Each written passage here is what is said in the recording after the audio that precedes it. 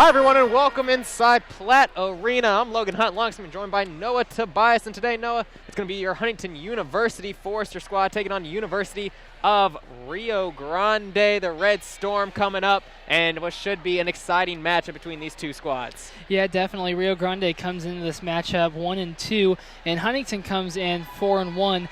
They did lose their last basketball game this past Saturday, and so it'll be interesting to see how they come back and just bounce back off after that loss. Yeah, it was a tough loss for the Foresters there. They lost 87-76 to the 8th-ranked Cornerstone Eagles, and what was the championship game of the Ness Brothers Hall of Fame tournament. Foresters end up second place there after getting a 101-60 victory over Great Lakes Christian last Friday to get themselves into that match. But going back to that Cornerstone matchup, the Foresters were really battling the whole way through, had the lead cut down to 5 on point, 65-60 with roughly 5 minutes remaining.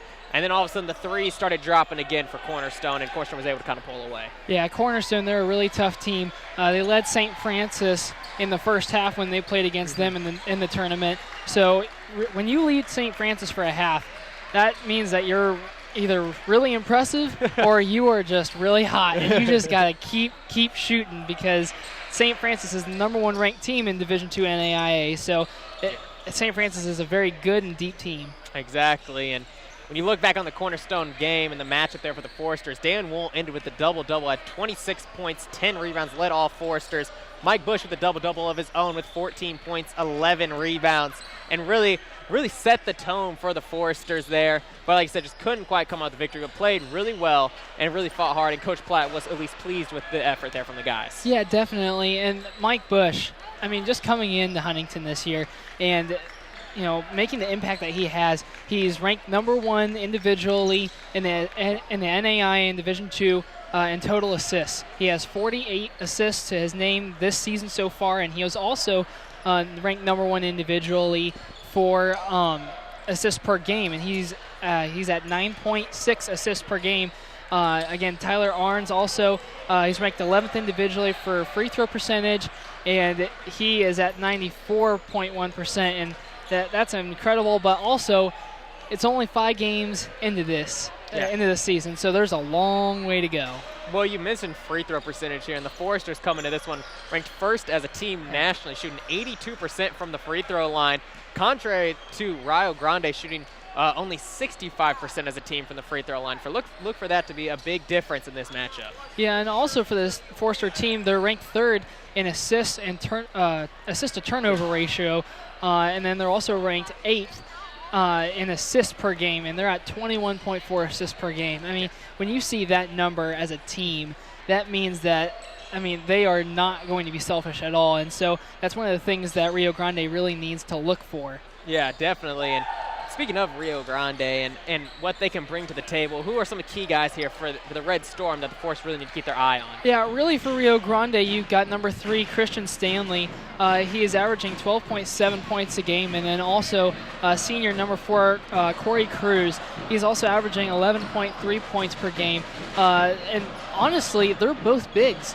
I believe Christian Stanley is 6'7", and then Corey Cruz is 6'6". So, along with how many points that they're scoring per game, they're also really tough and really tall. So they're going to be tough to really keep from scoring and stuff. I say definitely the front court's going to be tested again. They were tested in the front court there against Cornerstone, and now we're going to have our bigs again: Lockwood, Wool, Aarons, Carazia, name them. They're all going to have to be pounding down there tonight inside Platte Arena. Yeah, really. That's one of the things I love about this HU team, is that we do have some depth. We do really have a few different tall guys. We don't just have Lockwood and Carazia. Daniel Wool, he's also one of our bigs down low, and he's not afraid to go down and really make some post moves. So, you know what? I think Huntington is really going to do well tonight because they're set up to do well tonight. Definitely are, and we have some of the pregame festivities wrapping up here. I'm sure you can hear the Marion High School band here in attendance inside Platte Arena. We want to thank them for being here as well, as we're going to have a fun matchup here between the Red Storm and the Foresters right here inside Platte Arena. I'm Logan Hunt. This is Noah Tobias. We'll be back with Tip right here on FDN Sports.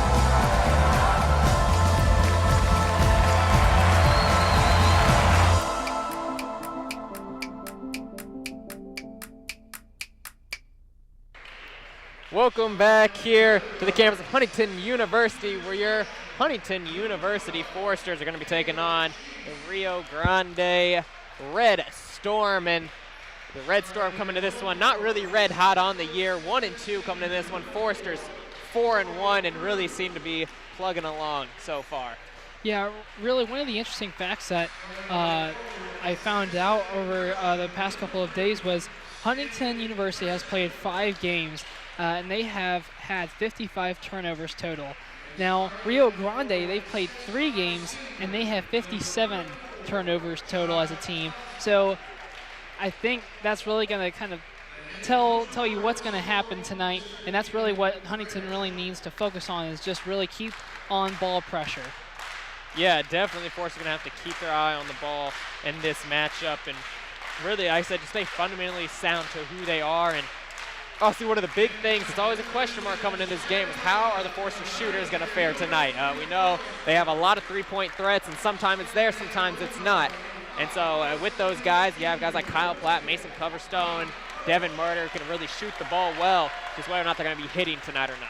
Yeah, definitely. And then Austin Kirazia, he's kind of stepped into this number 4 position role this year. And I was actually talking to him about it during one of my classes today, and I asked him, were you kind of surprised that you were going to be in this different of a role this year? And he said he knew that Tyler Ahrens was going to be coming into Huntington this year, and really he just worked on Austin said that he just worked on three-point shooting and just getting comfortable with it over the summer. And hearing that from your senior, as a team, I would feel really confident in him and just take him in for example, because when he works that hard at something that he really hasn't done ever, or that he really hasn't focused on ever, it's pretty amazing to see how much he really wants to strive this year.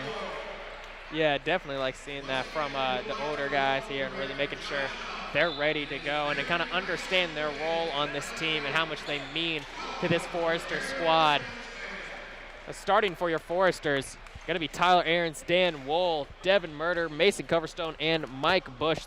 These are the starters from the previous matchup. And on the floor to start for Rio Grande, you have Devin Price, Stanley Christian, Corey Cruz, Caleb Sheets, and Josh Thompson. And you mentioned Stanley Christian and Corey Cruz, 2 guys to really keep your eye on for Rio Grande. As we're getting ready for tip, going to be Wohl and Christian. At the tip, Christian staying at 6'7", a freshman from Norfolk, Virginia, losing the tip to Dan Wohl. Bush with the ball to start man-to-man defense from Rio Grande. Ahrens up top. Looking down low is Wohl. Wohl going to work on Christian, backing him down with the hook around and out. First shot no good for the Foresters. And really that's a great look for Daniel Wohl. I mean, he butted him down low as much as he could, and he just really couldn't finish. Really 3 seniors on the floor for the Red Storm and 2 freshmen. Christian and Sheets, the 2 freshmen. We have a turnover now. Bush the other way, looks to Coverstone, wasn't quite ready for the pass. Foresters getting to their offense, 4 out, 1 in. A lot of movement off the ball, and we're going to see a foul being called early here. Foul going to be called on Josh Thompson, the 6'5" senior from the Bronx, New York. It's going to be his first foul of the game. We're just a minute in.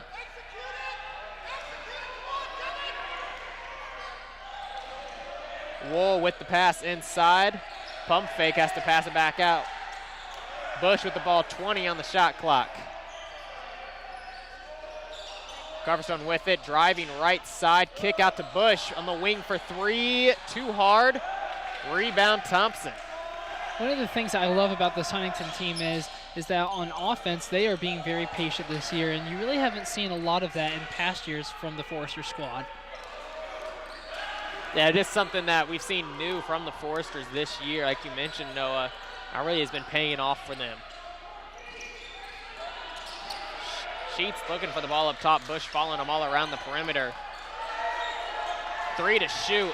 Price with it, with the floater in the lane, and gets it to drop. And those are the shots that kind of hurt. All 30 seconds in and an easy floater in the lane for Rio Grande with the first points of the game. As we have a traveling violation on Murder. We'll be going the other way. Both teams have 1 turnover to their names so far. Devin Price, the 6'3" senior from Ohio, one bringing the ball up court for the Red Storm. Thompson with it, going one-on-one with Wool. Gonna go over the top, leaves it short on the rim. Murder with the board. Now Bush the other way quickly, goes to the corner to cover Stone, gives it right back. And we see Wool battling down low, gets the ball, working in the middle, out to Ahrens for 3. That's good. That's really nice to see Tyler Ahrens get an early 3. Yeah, and really for this season, he's 3 for 12, so not really a high percentage as number 3 Stanley Christian, gets a 3 of his own. Quick answer there, and Ahrens answers with a layup in transition down low. The nice pass from Coverstone. And just like that, it's 5 to 5. Now, one of the names that you mentioned for 3-point shooting for the Forsters before this game started, Logan, was Mason Coverstone. And that was number 12, Caleb Sheets, with the 3 for Rio Grande. Mason Coverstone hasn't really started off the season that well from 3-pointers, but last year he did a great job. This year he's only 7 for 17, so I'm going to be looking for him to get hot here earlier in this season. Yeah, definitely look for him. He's one of those shooters we're talking about that really needs to get hot. As Bush finds Wool cutting inside. Nice assist there from Mike Bush. We talked about that in the pregame, Noah. Yeah, Mike Bush has a ton of assists. He has 48 assists on the season so far, and actually now 49, and there's a turnover for Rio Grande and Huntington's ball. 8 to 7. Red Storm on top of the Foresters, nearly 4 minutes in. And what's been an exciting couple of minutes here. A lot of threes and a lot of nice passing on both sides of the ball. Yeah, the only thing that I'm looking for improvement is going to be the defense for both teams, really. There's been a lot of transition shots, and then there goes Daniel Wool for an easy turnaround bucket. Wool just bullied Christian down low, got to his spot, and an easy shot there. And it looks like that could be there all game for Dan Wool. Outside Christian driving baseline. And Murder able to tap the ball away as that brings us to the under 16 media timeout. With a score of 9 to 8, your Foresters on top of the Red Storm early in this contest. Look for an exciting one here inside Platt Arena coming up. I'm Logan Hunt. Long as we have Noah Tobias, and this is FDN Sports.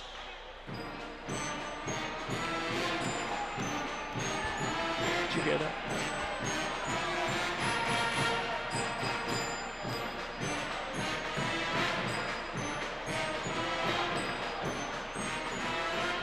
Couldn't hear it.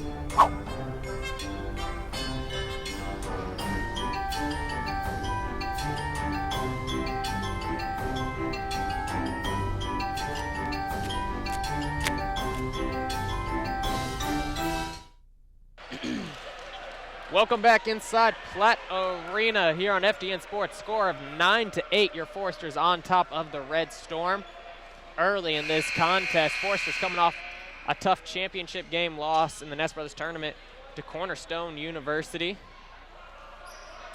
And Rio Grande coming off a loss to Vanguard team out in California, 90 to 64 loss. Really not the best basketball there from Rio Grande as we see out of the timeout. Sheets with the miss. Rio Grande had 16 turnovers in their last loss, gave up 10 threes and 39 rebounds. Really sloppy play there from a very good Vanguard team. As you see again, a turnover for Rio Grande.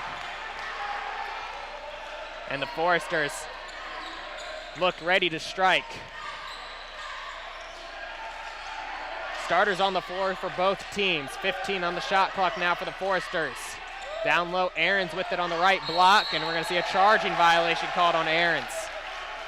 Yeah, he's a little too aggressive, and also number 4, Corey Cruz did a good job of just kind of selling it while just falling to the ground. And number 33, Abraham Easy from Lagos, Nigeria, will be checking in for Rio Grande. Easy gives a little more height down low. 6'8" sophomore, going to have the matchup with Ahrens for the Foresters. Well, he has a little bit more height and a lot more muscle. Outside, Christian Wool out on the perimeter guarding him, goes under the screen. Christian gets a look at 3 but misses. And now Dan Wool bringing the ball up court.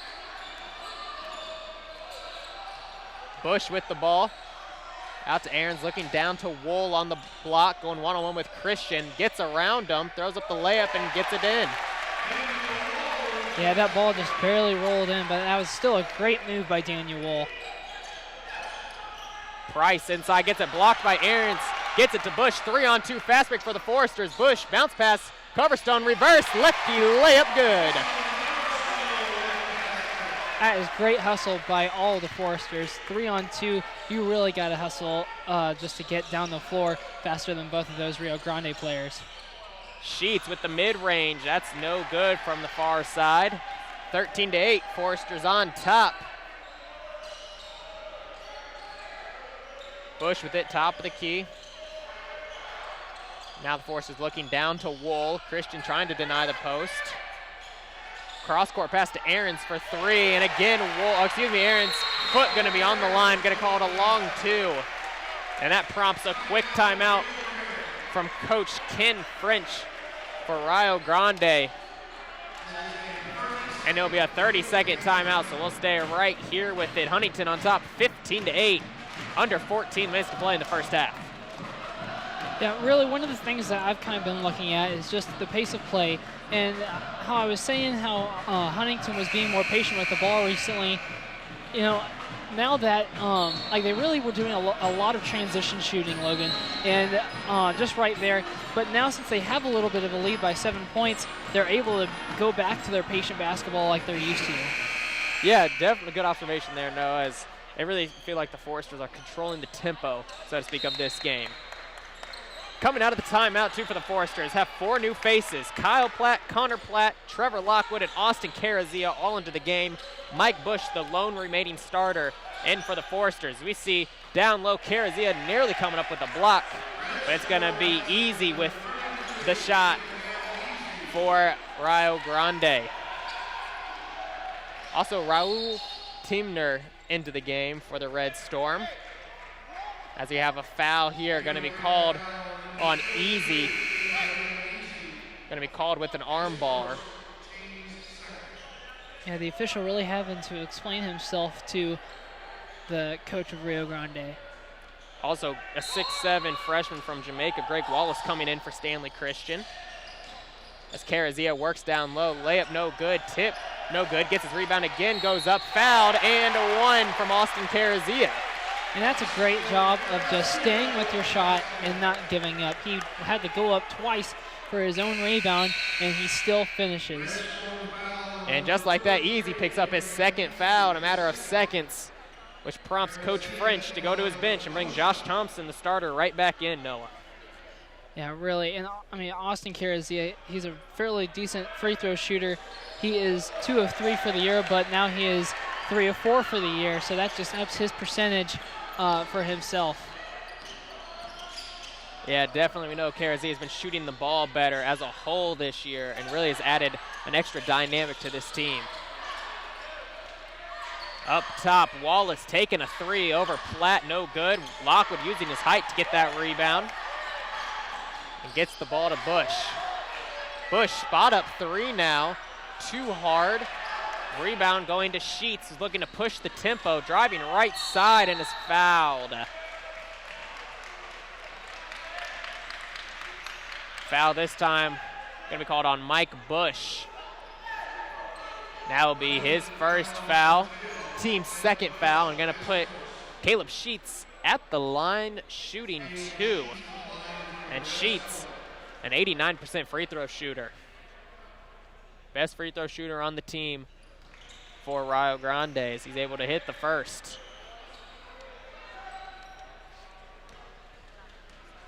Second one up here, also good. Now the lead's down to 6 for the Foresters, 18-12. And a little bit of full court pressure here. The 1-2-2 coming from Rio Grande. Bush finding Connor Platt, now going to Lockwood top of the key. Connor Platt with it on the wing, fires a 3 and able to drop it in. And for Connor Platt, every single game, his confidence seems to go up, up, and up. And that's so encouraging to see because he's only a freshman. Connor Platt, one of the great scorers off the bench for the Force, averaging 8 points a game. They see him also being called for a foul now, his first. That's going to put Greg Wallace at the line, shooting 2. Wallace, a 50% free throw shooter from the line. Able to drill the first. DeMarco Washington, a 6'3" senior from Ripley, Ohio, going to check in now for Caleb Sheets for the Red Storm. Just trying to see kind of the second units get in to this ball game as we're 8 minutes in. Yeah, really, Huntington, they have a certain rotation that they've really gotten used to. And it's great to see that because when you see that, you know that Coach Platt really knows his players as that pass is batted away by Josh Thompson. Outside, Washington with it. Looking to Wallace, far side, 3 off the transition. That's well off the mark. As Connor Platt will bring the ball up now in transition for the Foresters. Gets a screen up top from Lockwood. And now looking for a pass. Able to find Kyle Platt out wide. Connor Platt driving inside and gets it blocked out of bounds. As we'll see Mike Bush take a seat, Devin Murder coming in for him. Yeah, Mike Bush putting in a lot of great minutes for this Forster squad so far. He played a little over 8 minutes, and when you can count on one person to play that much straight time, that's really helpful as a coach. As Austin Carazia makes a little post move and puts it in, 23-14, Huntington is in the lead. Yeah, saw Carazia really muscle that one in there, showing his strength. Outside, Raul Timner with it. The man from Spain driving in and is fouled. Foul going to be on Connor Platt, which will be his second foul. Team's 4th foul. We see Coach Platt here pleading his case to the officials. Mike Bush taking a very short break and about ready to check back in once again. And he will come in for Connor Platt. Timner able to hit the free throw. He's only a 45% free throw shooter on the year. 4 for 9 at the line. You see him knocking both of those down and immediately getting on Mike Bush as Red Storm look to try to deny Bush the ball. 23-16. Bush getting himself out of a trap, finding Murder inside. Lefty layup good from him. Mike Bush, it's incredible to see how much energy he truly has. I mean, he just came out and then he came right back into the game as number 5, Raul Timner, hits a 3-point shot. But Mike Bush is just weaving in and out of Red Storm defenders, and it's incredible just to see how much stamina this guy really has. Bush has a second gear that not too many guys in NAIA have on him. So you see Murder trying to run the pick and roll with Lockwood. Now gonna have to put it back out to Bush. 10 on the shot clock. Bush asking for a screen, going right past Timner, leaving it off for Murder inside, and they're gonna say it goes off of the Foresters. Red Storm ball. As Coach Platt is gonna take a 30-second timeout with 10:27 remaining. in this contest, 25-19. We'll keep it right here. Noah, the Foresters, really were pulling away there, had close to a 10-point lead. Leads down to 6 of this second unit of Rio Grande, really playing with a lot of intensity. Yeah, I feel like a little bit. Huntington has been slacking off just a little bit on their defensive side, and that's allowing Rio Grande just to really make their shots and have more opportunities to hit shots. I mean, you see Raul Timmer come over here on the corner and he's able to shoot an easy 3-point shot. And so, I mean, when you don't have much pressure on yourself, then it's fairly easy to have that confidence to really make yourself make that shot. It's going to be Timner bringing it up for the Red Storm. You see a couple starters start to head to the desk. Going to come in on the next dead ball. Timner with it, under 15 to shoot, gets a screen from Cruz, and that's going to be an illegal screen called on the senior, Corey Cruz. Yeah, I think that was a fairly easy foul to call for the official. And now we have Mason Coverstone, Daniel Wool, and Tyler Ahrens back in the lineup for Huntington. Lockwood, Carazia, and Platt going to take a seat. So once again, we see some full court pressure from the Foresters, and Devin Murder will bring the ball up.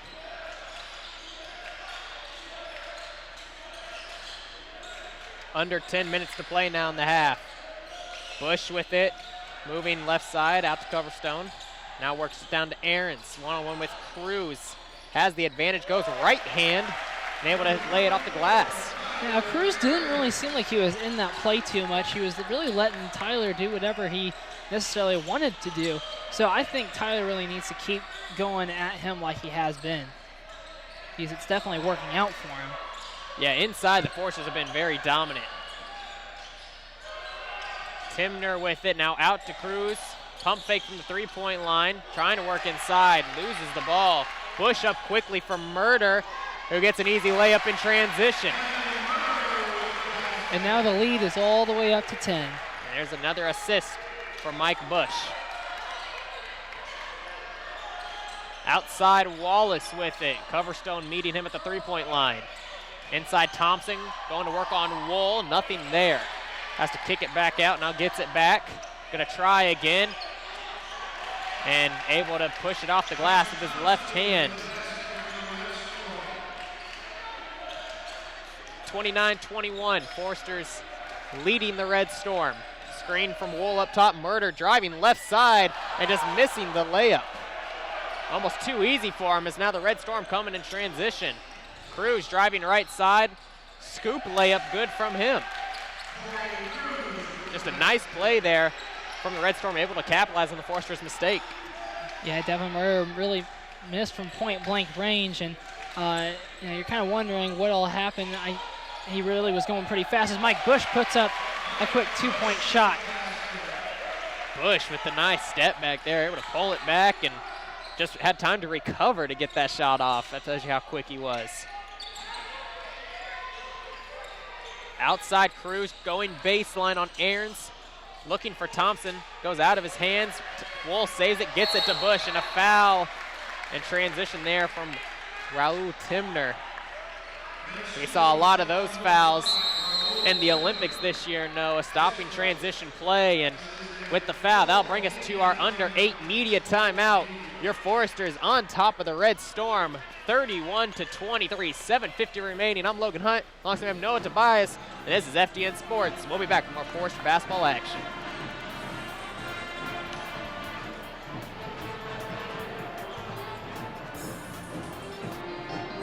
I'm Mike Frame. I'm the head baseball coach here at Huntington University. This is my 31st year here at the university. We feel like that we have a tradition, a reputation of doing things the right way. We really place a high emphasis on commitment, personal responsibility, playing the game the right way, work ethic. Those things are all really important in our program. We're looking for those guys that really want to come to Huntington University and be challenged in the classroom, be challenged with their faith in Christ and growing in that part of their life, and place a high value on their baseball development, wanting to be a part of a program that's special. And that's what we try to work at every day.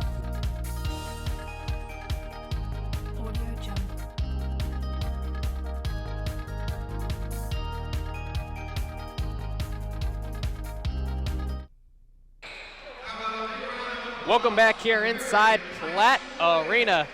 Coming out of the timeout on the floor for your Foresters, it'll be the starting five of Wool, Ahrens, Bush, Coverstone, and Murder. And on the floor for the Red Storm, it's going to be Timner, Minic, fresh in the game from Serbia. Also Sheets, Price, and Christian. Down low, Ahrens with it. Going to the left hand off the glass. That's good over the top of Marco Minic, the 6'6 freshman. And Minic does not look like a freshman. Freshman from Serbia, you know, as we see Sheets with it. Going out to Minic now. 15 on the shot clock, and Red Storm going to have to reset offensively. Timner with it. Bush draped on him. Out wide, Devin Price. Going to Timner, long three, off the mark, and great defensive possession there for the Foresters.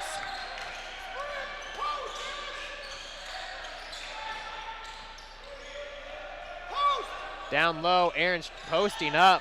Entry pass from Murder, tipped out. Forester still with possession. And Bush looking down to Wool, out to Murder, extra pass to Bush up top. Driving inside, out to Ahrens. Gonna be a long two, no good. Rebound, Coverstone, and the Foresters gonna reset offensively. Yeah, Huntington's really been also doing a great job with defensive rebounds. They are, I believe, 11th in defensive rebounds for this for the NAIA. Bush looking down low to Wool, and ball just tapping the out-of-bounds line with 5 seconds on the shot clock. Once again, 5 seconds on the shot clock for the Foresters. Coverstone gonna be the inbounder. Look for something maybe at the rim from Dan Wool here. He has Price on him. Wool going down to Coverstone, draws contact, layup no good. Ahrens with the rebound, put back no good. Rebound going to Christian now for the Red Storm, who cleans it up. And a couple good opportunities there, just misses from the Foresters, Noah. Yeah, really, Huntington's been missing a little bit from point blank range, and it's tough because, you know, those are the little gimmies that you really got to make, but Rio Grande has really been doing a great job of putting a lot of pressure on them and making them miss those shots. Outside, Minic with the miss. Ball going to be hit out of bounds by Price. Challenging Murder for the rebound. Forester basketball up 10 with 5:42 remaining in this first half.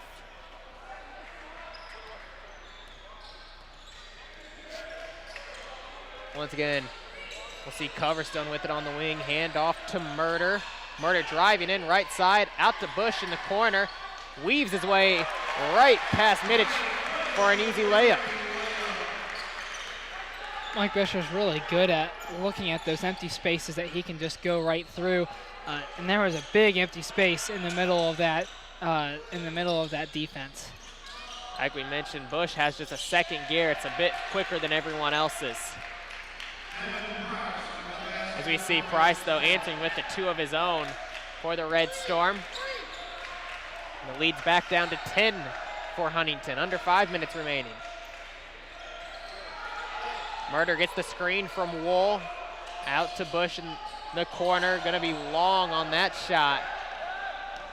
Price looking to go in transition, takes it inside, blocked from behind by Murder, and a foul gonna be called. Foul gonna be on Tyler Ahrens.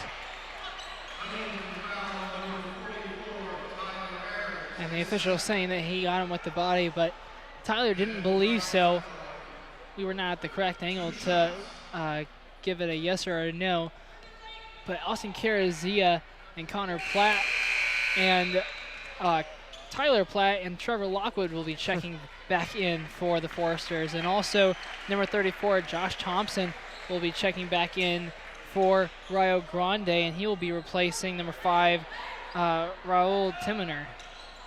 Yeah, definitely a bit of a platoon change for the Foresters. Murder the only one left on the floor for Huntington. So just to recap that, you have Connor Platt, Kyle Platt, Murder, Carazia, and Lockwood all on the floor for your Foresters. Kyle Platt with it, driving left side, kick out to Murder. Well defended by the Red Storm. 15 to shoot now. Murder with it, out to Connor Platt, pump fake, 5 to shoot, gonna have to make something happen. Back to Murder, pull up 3, no good, rebound Thompson. And here comes Sheets up the floor for Rio Grande, weaves his way inside and is fouled by, I believe, Trevor Lockwood here.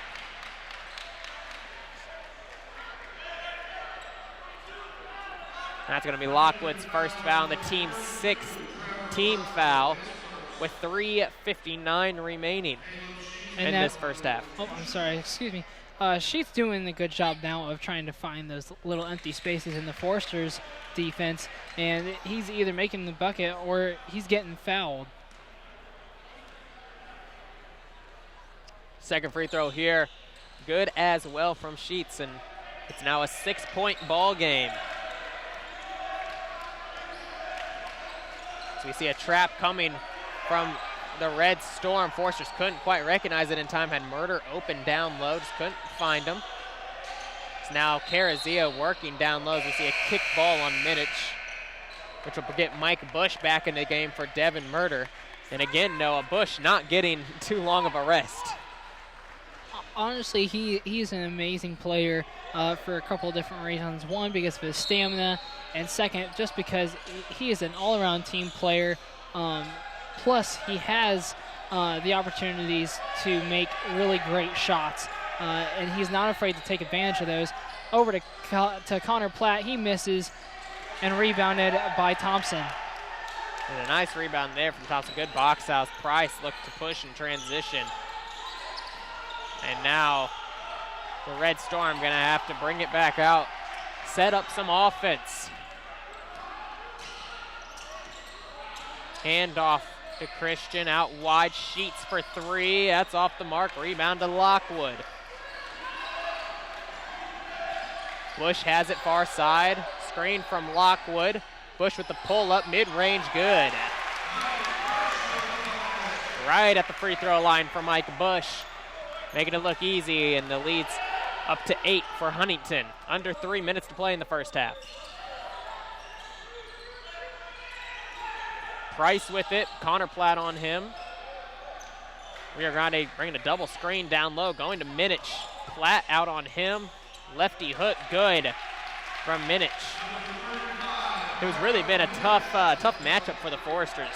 Yeah, and only as a freshman, he's done a great job of just being down low and giving them better opportunity, giving Rio Grande better opportunities just to make more baskets. And Mike Bush Connor Platt was fouled on that as he drove the ball down low. He was fouled by number 34, Josh Thompson. That's his second, team 6. So both teams, their next foul that they commit, the other team will be in the 1-and-1 bonus. That's a big second foul on Thompson, who's really done a nice job on the boards for Rio Grande. As we'll see him check out. Cruz back in. Also, Dan Wool coming in for Austin Carazia. And it's been a long time since we've seen Dan Wool out here. Yeah, he's had a nice breather on the bench. Foresters been able to hold a lead without the star player Dan Wool, averaging 18.6 rebounds. Also a steal and a block a game, leading the Foresters in 4 categories. To come up on the 2-minute mark, 8-point advantage for Huntington. Wool right there with that steal, right on cue, bringing it up court, losing it temporarily. For Huntington now with an extra possession.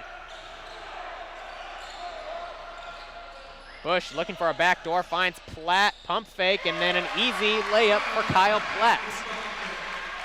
The pump fake was so key right there because he got the Devin Price just soaring up in the air, and so he was able just to have an easy little touch backboard shot. Cruz looking for the back doors, taken away by Bush, put up quickly to Connor Platt, outrunning the defense, and Platt goes down inside and just slipped on the play. And that's a tough play there for Connor Platt. I know every basketball player's had that moment, but looking for the pump fake and the hardwood not being too kind to Mr. Connor Platt. I was watching another college game on TV. It was the Air Force game, I believe. It was between Indiana and Kansas, and there was a lot of slipping and sliding during that game too. Yeah, definitely haven't seen too much here, but Connor Platt nonetheless going down, and now the Foresters scrapping on the ground again. See the ball go out of play with 15 on the shot clock. Lockwood just a bit shaken up as we get Carazia coming in now for Trevor Lockwood. Really favoring that left leg. Yeah, I think he tweaked his left ankle. So Carazia right back in with 1:18 remaining. 10-point advantage for Huntington.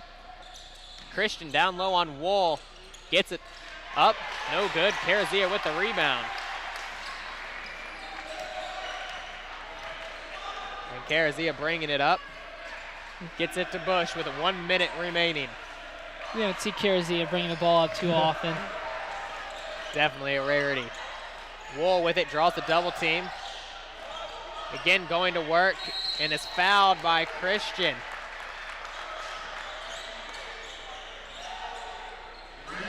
So Dan Wool gonna be back at the line.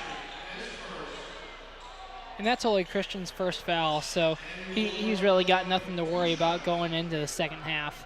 He just can't commit any more fouls, so they can't put any more pressure on him as Dan Wool makes his first free throw. Number 11, Kenny Council, will come in for the game for the freshman 35, Marco Minich. Yeah, and that's only the 7th team foul as well. They're just hitting the bonus with under a minute. As we saw Coach Platt try to get Kellen Brown in this last minute, wasn't there quick enough. Outside Cruz with it, step back three, gonna be good. And it's gonna be Bush bringing it up court for the Foresters. About 7-second differential between shot clock and game clock here. Bush crossing over, step back. Out to Connor Platt in the corner. Now the Foresters have time to reset. 10 on the shot clock. Bush out to Connor Platt, open for three on the wing and splashes it again from the same spot. 10 seconds remaining. Timner bringing it up quickly. 5 seconds now, gets a screen. Right side, layup no good. Platt with it and isn't gonna get a shot off. But the Foresters will go into halftime up 46-34 over the Rio Grande Red Storm. And we'll be back with some more Forester basketball action when we return and some halftime stats for you right here on FGN Sports.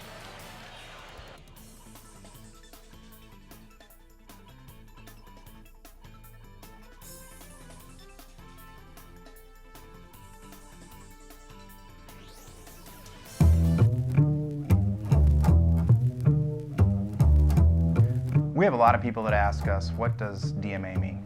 That's a really good question. More than just, the study of film or animation. DMA is digital media arts.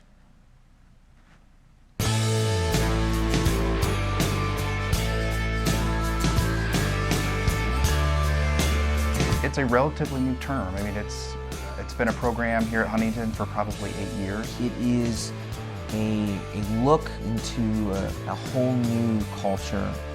We are the fastest growing major on campus, and I think that has to do with the times. The famous quote by Plato that the storytellers change the culture. This is a time in the history of our people when we really want to tell stories. Story. The story is what matters so much. It's expanded in such a way that We're just discovering what these tools can do. just now finding out what it means to be a digital filmmaker or a digital animator or a digital broadcaster. I thought I knew what it meant. I thought it meant VeggieTale videos meets gaming meets Hollywood film. And then we hired a couple guys from VeggieTales, Steve and Brian. When I was first asked to come and help start the program in digital media, I thought, I'm an animator, what do I know about digital media? Well, it turns out that animation is digital media. We started the program in 2005. There were a handful of students that were chomping at the bit. I just knew that there was something happening in the world of web and animation and film and television, and how do we make this all come together? And that's really was the birth of digital media arts. We start with a conversation about what that means, what are the responsibilities of being a media maker in this culture. We offer not only technical training, but we offer all kinds of theory about why you do what you do. Oui, it's abstract. We're trying to help students put on their lens as an artist and go, how can I kind of make the connections between my faith and my art, and what does that look like? But from there we start to go in very separate ways. The animators tend to have much more of an interest in the graphic arts, in drawing and creating their own images.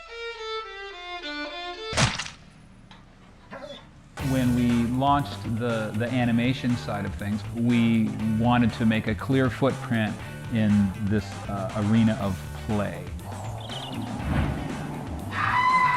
Sort of like kindergartners for college students. My grandpa, he really likes dynamite. So that's where the traditional media, the clay, the sand, those kind of things came in as a great introduction and as a way to sort of capture the enthusiasm that the students were bringing to this medium. Had a lot of interest in illustration, animation, fine arts, and the thing about this program is it ties a lot of those elements together.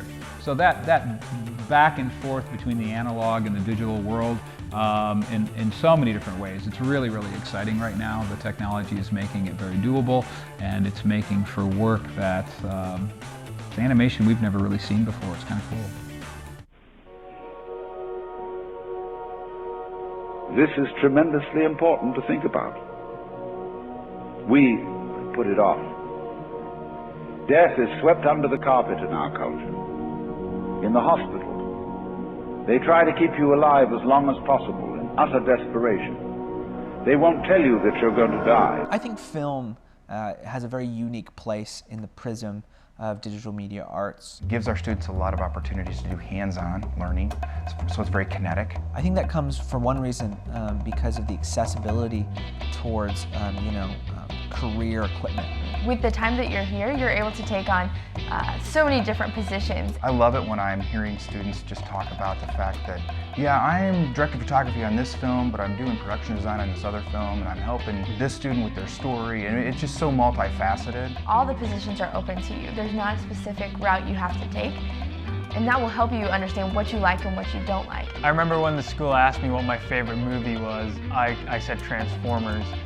I kind of regret saying that now. I just thought, the main purpose of filmmaking is visual effects. Through my time over here, I learned that, storytelling is so much more than that. The most recent adaptation is our Broadcast Fusion Media major. So we've taken the last 18 months and completely rebranded our broadcasting major into a Broadcast Fusion Media. We're not interested in teaching you how the business will look now when you leave. We're interested in teaching you how the business will look in 10 years. And it is fusing together photography meets cinematography meets podcasting and web video. Fusion Media is the next thing for students that want to work in advertising agencies, church media, and definitely be a part of a creative class.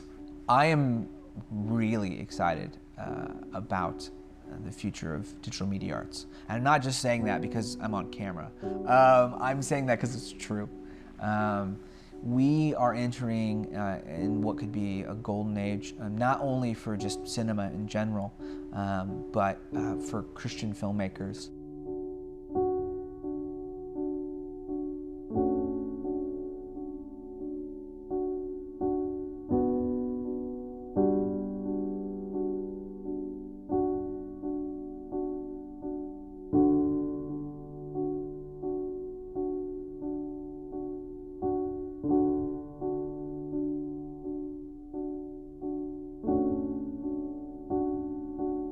When we invite students to come and study with us here at Huntington, we're looking for a passion for storytelling, a commitment to the journey, which is long and lifelong, because being a filmmaker is a lifestyle choice. I really feel that it's not just the stories we tell, it's how we move through the industry, it's how we treat other people that we work shoulder to shoulder with. Right now, we can't even begin to imagine the changes that are coming.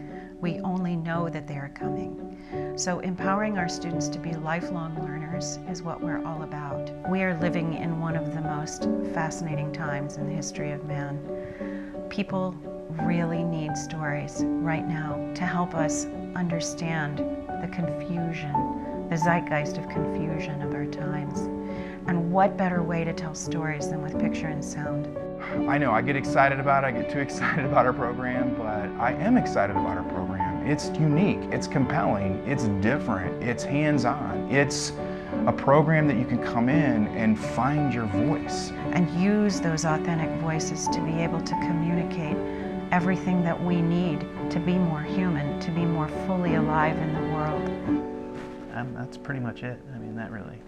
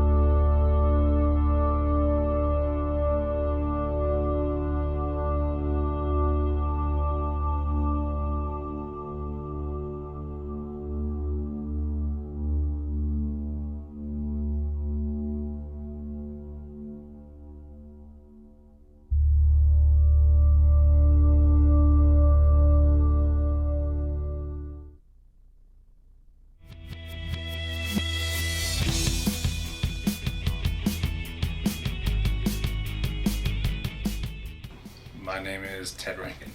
I like music and various video games of sorts, and definitely I'm always down for a good game of Pokemon of all different varieties. I'm a biblical studies major with a youth ministry minor, and I want to go into that to be a youth pastor and to be able to help grow like teenagers and middle schoolers as they grow throughout their high school careers. The main thing is I like being able to be here to help people out, like to help solve the issues and to provide from the different ways, and especially like the freshmen as they come here and have to be in a new place. I like being able to be there for them and to watch them as they grow and build relationships and to help them grow and to move from being like dependent on me when they're in need to being able to be self-sufficient, know where to go, and progress as students.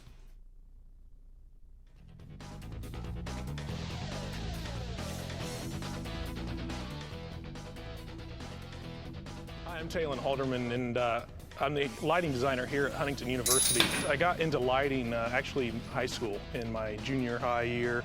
7th and 8th grade, was just asked nonchalantly to do some lighting for the choir concerts at my high school. And, I jumped behind the lighting console and that kind of sparked my love for it. And I've been doing lighting ever since. So I guess being a lighting designer really lets me creative release, really. I mean, I see things different than other people, but when I look at something, how can that be lit differently in a way? How can it be lit artistically? Love the whole creative process from going to, okay, what are we lighting? Concert? Is it a theatrical production?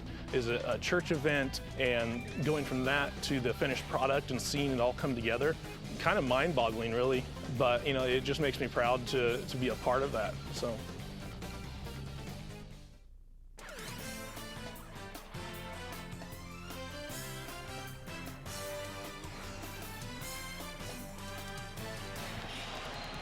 Welcome back here inside Platt Arena as your Huntington University Foresters squad is on top 46-34 in front of the University of Rio Grande Red Storm.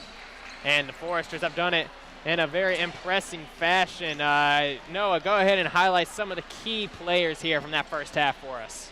Starting out with your Huntington Foresters, Daniel Wool, he had 11 points leading the Foresters. You also had, I'm sorry, that was actually Tyler Ahrens that had 11 points for the Foresters. And then Daniel Wool had 8 points, and also Connor Platt had 8 points. Mike Bush also had 6 points.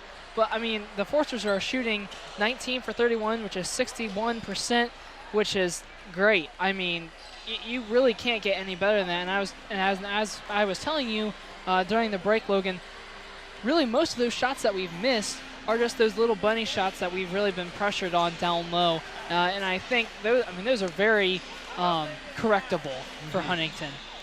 And then also for the Rio Grande team, number 12, Caleb Sheets is leading Rio Grande with 6 points. He also has 1 rebound, and Devin Price has 6 points and 1 rebound.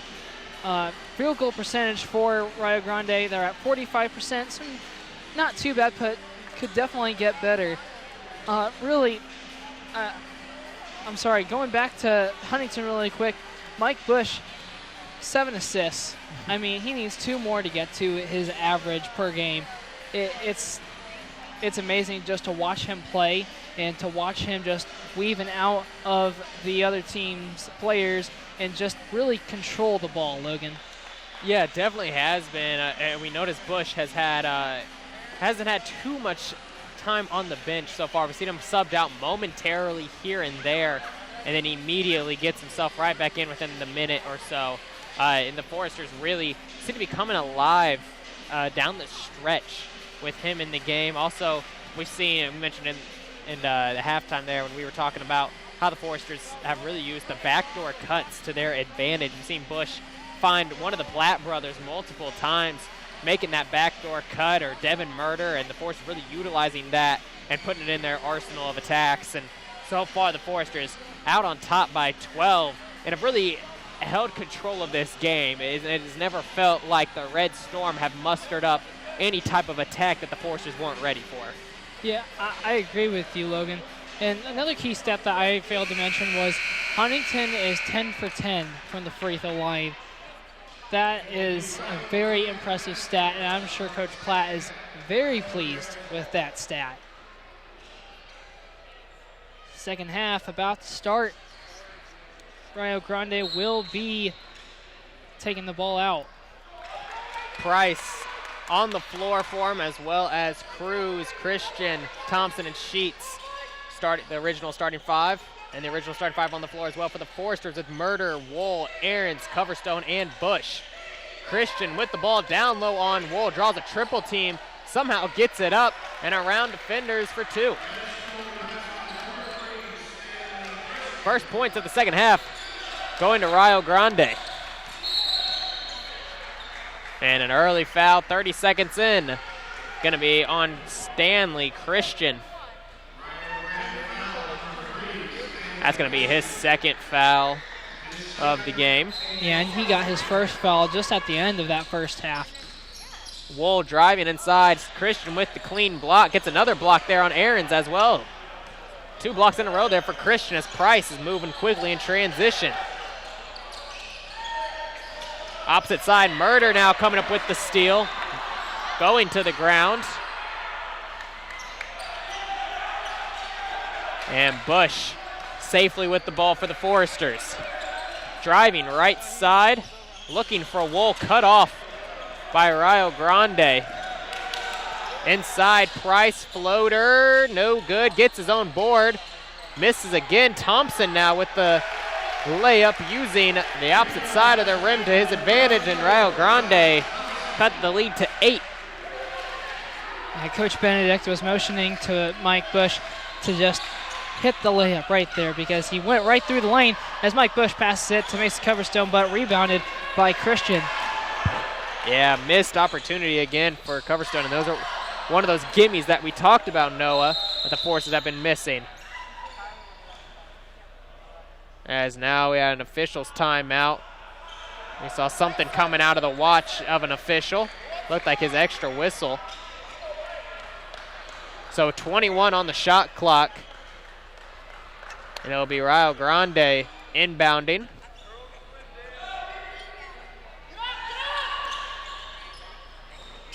Price coming back to get the ball top of the key.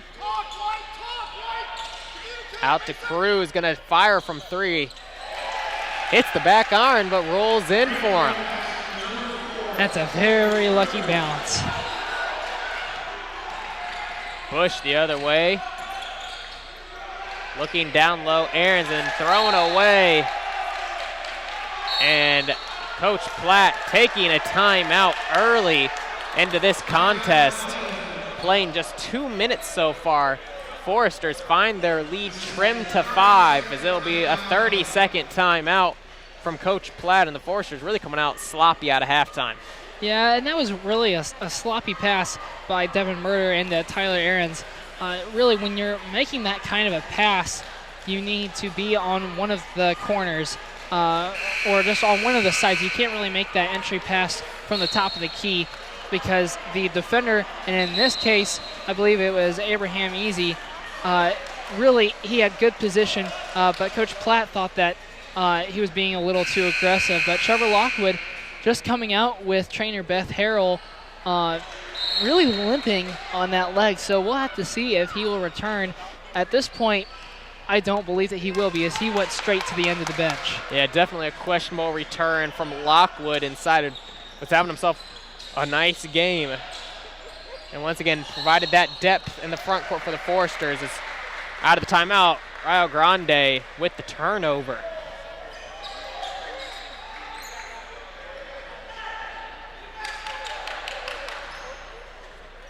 It's going to be Mike Bush bringing the ball up court for the Foresters, 46-41.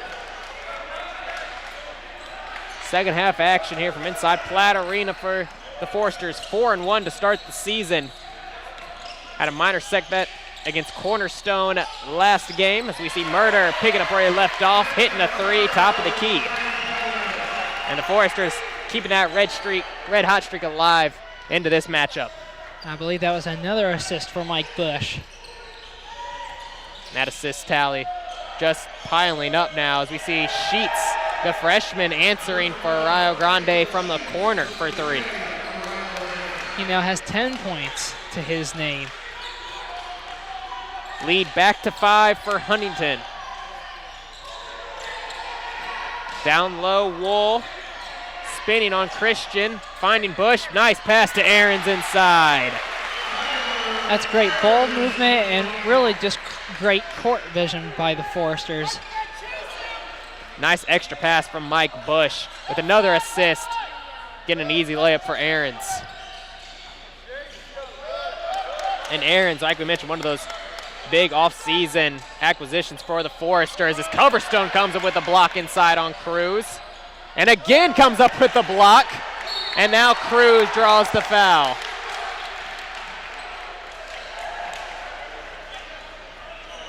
And that foul will be on Mason Coverstone, his team's first of the half. And at number 4, Corey Cruz, will be at the line shooting 2. That tough play there for Coverstone. Gets 2 blocks just for Cruz to keep getting his rebound and finally draw some contact there from Coverstone. But 2 great defensive plays in a row from the sophomore, who's really developed his game, earned himself a starting role on this team, and for reasons like that. Cruz able to get both, and now it's 51-46. Forster's on top of the Red Storm, coming up on 16 minutes remaining. We saw for a second in the first half the Red Storm went to a zone. Quickly pulled out of that, back to man as we see Coverstone missing a three from the top of the key. Long pass from Price over the top of the head of Thompson and out of bounds, and a turnover for Rio Grande. Yeah, and that was really a very forceful pass by Price. He didn't necessarily need to make that pass. I think the better option for him would be to just bring the ball up and just set up your offense, because you really didn't have a lot of your own teammates on that side of the floor, as an entry pass into Daniel Wool turns into a foul on number 3, Stanley Christian, and that will be his team's third. And that's going to bring us now to our under 16 media timeout. We'll take a break here from the action with 15:57 remaining. Once again, Forster's on top of the Red Storm, 51-46. We'll be back here on FDN Sports.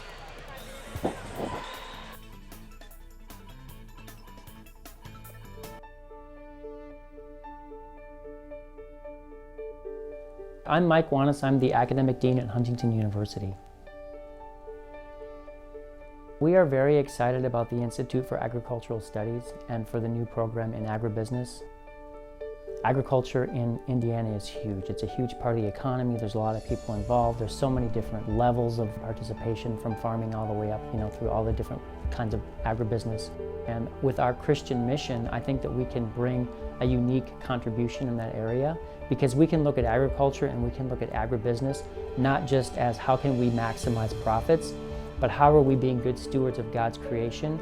How are we serving humanity through agriculture? So how can we do that and think about issues of sustainability, issues of justice, and not just about the bottom line?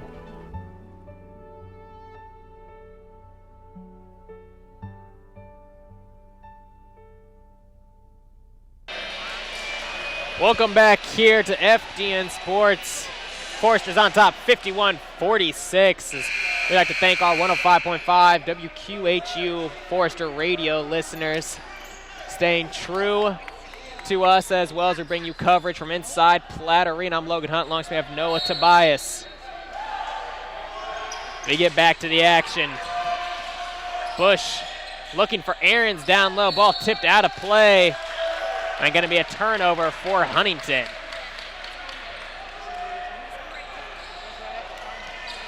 Very questionable call. Platt is discussing with the official, but it is Rio Grande's ball. And we have an illegal screen called again, I believe. This one going to be called on Price.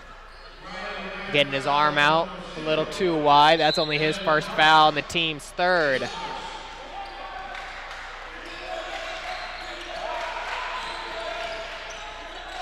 Bush right side, bounce pass down to Wool. Cruz on him. Wool attacks him immediately.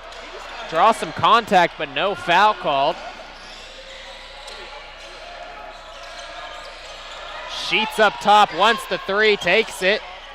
Short there, and now we're going to see an offensive foul called, this time on Cruz, with the shove in the back against Dan Wool. And that's going to be Cruz's second foul. So now that will prompt Kyle Platt coming in for Mason Coverstone. As we saw Gary Wallace check into this game as well for Rio Grande.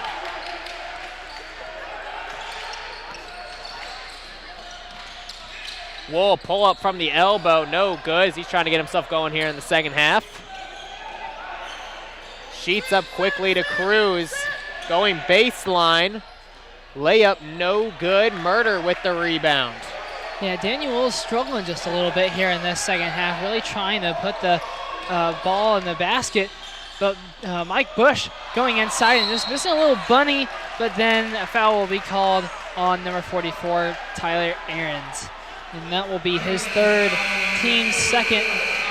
Austin Carazina will be checking in for the Foresters, and number 5, Corey Cruz, will be, number 5, Raul Timoner comes in for Rio Grande. There's an interesting play here with Wool taking a seat. Aarons, though, with 3 fouls. Forster's going to have to be wary of that with Lockwood on the bench still with an injury. Aarons playing with 3 as Thompson has it down low, and a strong basketball move there with the hop step to get 2 for Rio Grande, and the lead's down to a 1-possession game, 51-48.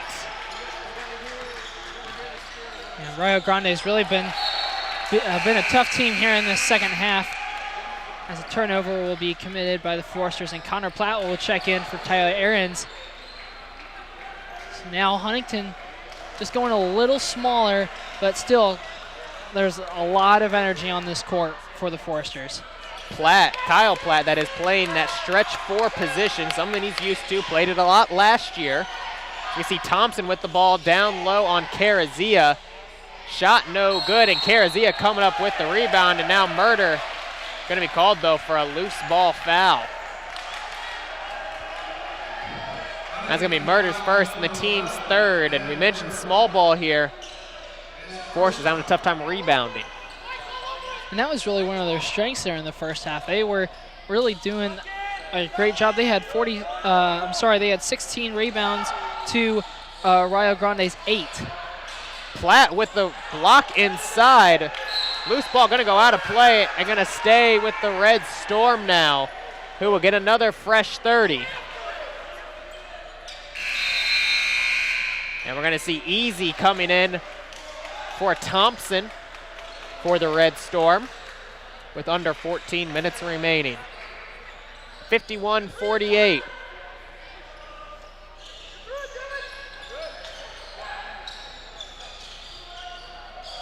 Timner with it, looking down low, Easy, who gets an easy layup.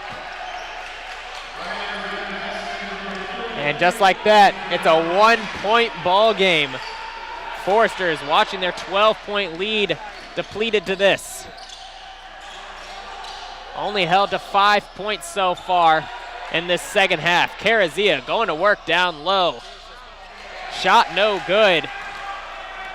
And Rio Grande with a chance to take the lead now. Really, Huntington has gotten a lot of great looks on the offensive side, but just they have not been able to knock them down. Cruz getting a shot tipped by Kyle Platt, using his length to his advantage. Comes up with a stop. Bush going to Murder, corner 3, drops. And Coach Platt taking a timeout. And this will be a full timeout.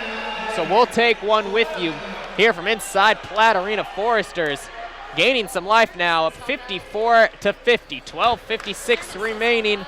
We'll be back with more Forester basketball action in just a moment. Much like trying to appreciate literature or music for more than just an entertainment value, but also looking into the nuances of what makes a good piece of writing, what makes a good piece of music, what makes a song that moves you and is also technically interesting and that sort of thing. And so coffee has some of those same sort of textures to it. There's, depending on where a coffee comes from, depending on how it's roasted, depending on how it's prepared, there's all these different hands that touch the coffee and manipulate the coffee and move it, and you end up with this final product. And it started out as a living organism. It's an honorable trade, I think. It seems like a small thing, and it's different things to different people, but as far as appreciating what it is that I do, I take it very seriously and just kind of interact with the coffee. And we're back here inside Platt Arena. Foresters scrapping and clawing to keep their lead up 54-50, as it's really been this second unit for Rio Grande. It's given the Foresters fits. Gave them fits in the first half and now in the second. On the floor for Huntington, out of the timeout, it'll be Bush, Kyle Platt, Connor Platt, Austin Carazia, and Dan Wool. That's Mike Bush nearly coming up with a steal in the open court. Rio Grande still with it, working it down to Easy. Carazia on him, stripped by Wool. Bush with the ball. Forrester's out and running. Bush, lefty layup in transition, gonna count. Great job by Mike Bush, hustling down the floor and just making that layup instead of pulling up, doing a pump fake, but he's making that easy basket. Forrester's pushing it to a 2-possession game with that score. Inside Cruz, pump fake, gets everyone off their feet. And he's easy to get an easy bucket down low. Nice answer there from the Red Storm. You mentioned this one being close the last time these two teams faced off, as we see Carazia dropping in a 3 from the near wing. It's a 4-point win for the Red Storm last year. Forrester's now up by 7 after the 3 from Carazia. Inside Timner, running right around the Forrester defense on that far side, and just an easy layup. Yeah, it didn't really seem like the help defense was there and really was following the ball very well. Down low, Wool, and now a charging violation going to be called against Dan Wool. And from our angle here, Cruz definitely baited the call. So we'll see Thompson coming in for Easy. Also Price going to check back in. He'll come in for Sheets.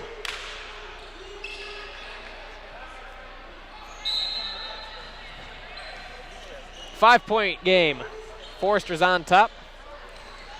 I think really to boost Huntington's confidence, they just really need to get a couple of turnovers forced by Rio Grande, and just good transition layups. That always really gets a team going, as Thompson goes up and gets a foul called on Carazia there. Carazia. I'm sorry, I blanked out there for a looks like second. they're going to call it on Mike Bush. Yeah, they're going to call the foul on Mike Bush. That's his second foul and the team's 5th. Well, so one of the things that you look at is Mike Bush. He's been playing so many minutes, yet he only has 2 fouls to his name so far. As we see Mason Coverstone come in for Kyle Platt. But, I mean, that just means that Mike is playing smart basketball. He's not being too aggressive, because there definitely is a line between being, too aggressive and being aggressive. As 34, Josh Thompson makes both of his free throws to make it a 4-point game. 11 minutes remaining in the ball game. Connor Platt with the ball for the Foresters. Coverstone just checked in for Kyle Platt. We see down low Carazia getting an easy layup off the pick and roll. Yeah, and you said a couple of times, Logan, that they've been trying that pick and roll tonight, and that was really one of the first times that they've actually been able to go through the entire pick and roll, as Daniel Wool picks up a rebound. Wallace with a missed shot on the elbow, couldn't quite find the roll. Bush with it, spot up 3, nails it as Timner goes underneath the screen, and Bush makes them pay. And now a 9-point lead. As we see Cruz with the ball. Going down low, Thompson. Bush coming right in. It should be a jump ball and will be, which will favor the Foresters. Number 11, Kenny Council, will come in to replace number 23, Greg Wallace. We'll see some light pressure here from Timner. And a stick on Bush. Platt will still bring the ball up for the Foresters. With 10 minutes remaining now in the ball game, Foresters opening up a 9-point advantage. Down low, Wool with it, gets Cruz off his feet, just missing the layup, and now a foul going to be called on Dan Wool. And that's going to be his second foul. And Wool really just struggling to get going in this second half, Noah.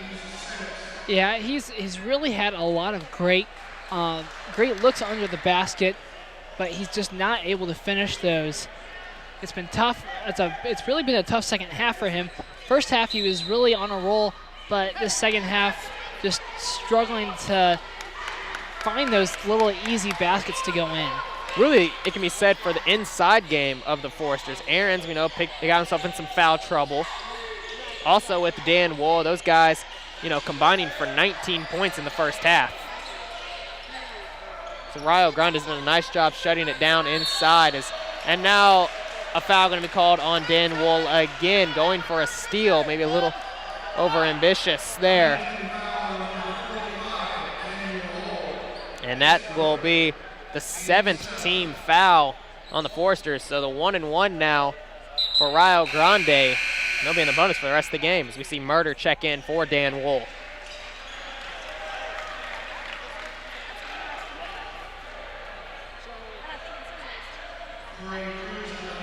At the line, going to be Corey Cruz, the 6'6" senior from Fort Mitchell, Kentucky. Transfer from Murray State University. So we see him hitting the first shot. Looking to get this down to a 7-point game for Rio Grande. Second shot, going to be going to bounce in, going to get the roll. A lot of friendly rolls here for Rio Grande in the second half. So 64-57, 9:27 remaining in the ballgame. Noah Foresters let Rio Grande really claw back into this one. At one point had it down to a 1-point game, and now have opened the lead back up just a little bit. Yeah, I'm sure we were all holding our breath when we saw that 1-point lead by the Foresters, but really they've done a great job of really keeping their composure because they had the loss this past Saturday, and it can really shake up a team, having your first loss, but you really got to think past that loss, and you got to come back and you just got to learn from it, learn what you can do better for the next game.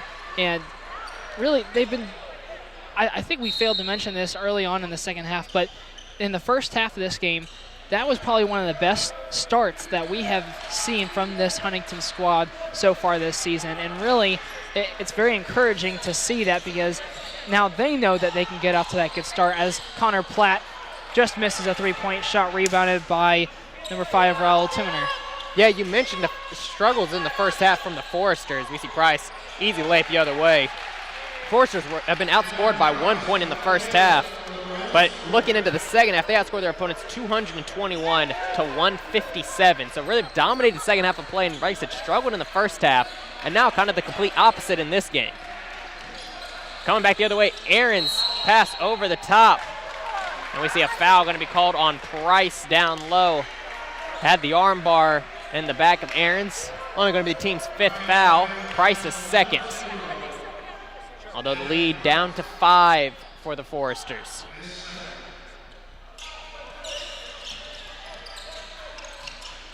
Bush with possession. Mismatch with Thompson out on him. Bush driving right by, looking for Ahrens inside, finds him, and an easy layup there. Just uses his left hand, and he's a big, strong guy, and that was a fairly easy shot for the big guy. Tell you what, the passing ability of Mike Bush has really brought a whole new dynamic to this Forester team that we haven't seen in quite some time. Inside, Thompson with the reverse from the pass from Cruz. Yeah. And just like that, Rio Grande able to answer. Honestly, Logan, I agree with you 100% about Mike Bush. I can't remember a player for Huntington that has had that many assists as Mike has had. Missing the little bunny, Mike did. Also, Devin Murder missing the little bunny, just a little bit of contact, not called. Devin Price going down, passing it, and he actually gets the ball to himself, and he travels. So another turnover for Rio Grande. But again, I've been watching Huntington basketball for a long time, and I can't remember somebody like Mike Bush. Yeah, Bush, with to complement his passing, also has a very good outside game, which he can pull out if he's had any time. We see Bush outside again, open for 3, lets it fly. Of course, missing this one right after we complimented his outside shooting, and a foul going to be called here against Rio Grande. as Aaron's got himself an offensive rebound. Yeah, he was getting mugged pretty good, and the official realized it and rewarded Tyler for his efforts. Foul on Tim, and that's his second, also the team's sixth. Bush behind the backdoor to Platt, who is fouled by Price inside, which now is the 7th team foul, so both teams in the bonus the rest of the way. Connor Platt, either way, going to be at the line shooting 2. And Connor Platt, he has made such an impact this year as a freshman. Coming out of Huntington North High School, really, he had the point guard position there at Huntington North as he makes his first free throw. And now since he is on a team with an actual point guard, because he was a fairly tall point guard in high school. Now 2 of 2 for the second half, but he's done a great job of making his own little impact and fitting along in with the team as Daniel Wool substitutes in for Connor. 68-61, 7:20 remaining in this ball game. Rio Grande's had an answer so far as Cruz lets a 3 fly, and there's the answer again. Right on cue. And now the full court pressure coming from the Red Storm. It seems like every time the Foresters hit, Rio Grande is able to hit back. Yeah, and really with the pressure, the full court pressure, Huntington hasn't really faced a lot of that so far this season. So it's interesting to see them go along with the players that they have going against this pressure, as Daniel Wool makes a bucket and gets fouled by number 11, Kenny Council, his first, team's 8th. And that's going to bring Christian and Sheets back onto the floor. As we see Council sitting down. Also Timner coming out. A little confusion there from the Red Storm. So Wool going to be at the line shooting 1 after the making. Good to see him able to get one to fall here in the second half. 7-point advantage for Huntington. See starters now all back in for both teams. Sheets with the ball. Looking outside to Cruz, just hit that 3. Now outside to Christian on the corner. Looking down low, nothing there. Up to Thompson, spinning inside. Missing the shot, rebound Cruz, and is fouled. Foul here going to be on Mason Coverstone, his second foul. And again, we're going to see Corey Cruz at the line, shooting 2.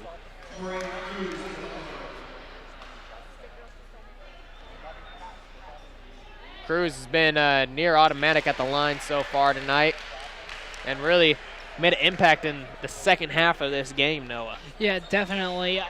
He's definitely one of the players that I would say that has really done a better job of adjusting from the first half to the second half for the Red Storm, as Mason Coverstone inbounds it to Mike Bush.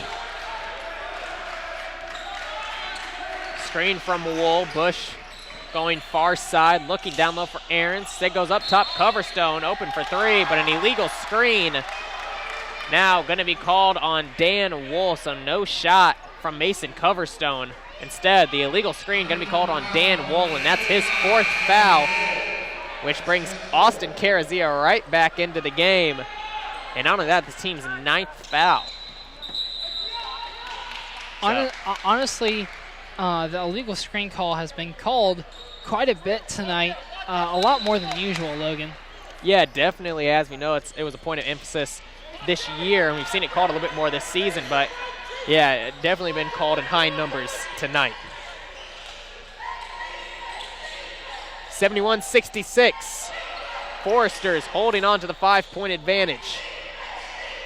Price with the ball going to Cruz, top of the key, Coverstone out on him. Right back to Price, under 10 to shoot. Inside, Thompson with the reverse. I think Carazia got a piece of it, and it will come the other way. Bush moving quickly. Murder can't quite handle the ball, and right back to Bush. He's getting the play call from Coach Platt on the sideline. Aaron's asking for it down low, gets the entry pass, and goes right up with it, Noah. And he was asking for the ball quite a bit on that possession, and right when he got it, he took advantage of it. And what I like there from Tyler Aaron's as well is he used his height. He caught the ball high, held the ball high, and went straight up. Didn't put the ball on the ground for those smaller guards to get in there and get the ball. Just went right up with it. As we see Cruz going inside and going to be fouled on the other end for Rio Grande. He's fouled by Coverstone, which will be his 3rd foul, and now the team's 10th. So Rio Grande on every common foul here, are going to be shooting 2 in the double bonus. And Cruz, and not the guy you wanted to send to the line if you're the Foresters. And he's been sent to the line a lot tonight. Kyle Platt will be coming in for Mason Coverstone. Only a 6-point game at the moment. See, second one from Cruz on its way. That's good as well. Coming into this game, Corey Cruz was 9 of 13 from the free throw line, which is 69%, but his percentage has definitely gone up from how he's done in this game. Aaron's finding Murder outside on the wing for 3. That's no good. Tipped out by Aaron's. Carazia with the rebound, going to Murder. Room inside. Layup no good, and a foul. Ooh. As we see collisions down low with Aaron's and Cruz and Murder all on the ground there. Murder taking a blow to the back of the head there. As we see Murder looking to be all right, asking to stay in the game. A scary move over here from inside Platt Arena. That was very scary because Corey Cruz, not knowing that Devin Murder was on the ground, came down and really kind of stepped on Devin's head, which made it smack off of the floor. And as soon as I saw that, I really thought maybe concussion.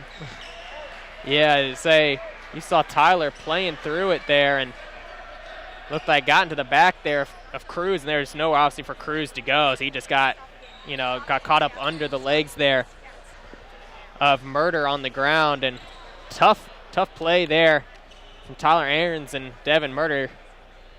But it looks to be as though Murder's going to take a seat. Coach Platt making the call to get Connor Platt now into the game. So Aarons, though, going to be at the line after all. Foul going to be called on Cruz. That's his 3rd foul, and the team's 9th. It seemed like the officials really wanted Devin Murder to come out so then Beth Harrell, the trainer for Huntington, could just take a look at him. Even though Devin was saying he wasn't hurt, you never know because those kind of players, they're so tough and they want to stay in. As Tyler makes both of his free throws. Now it's a 7-point game. 75-68. Under 5 minutes to go now in this contest. Rio Grande battling to stay in it as we'll have a foul called going the other way. Foul going to be called on Cruz. Offensive foul with the hook. And a costly call there against the Red Storm. That was a really, really big foul for the Foresters because that is Cruz's 4th foul. And he will be subbed out by number 35, Marco Minich. And Cruz has kind of been the go-to guy here late in the contest.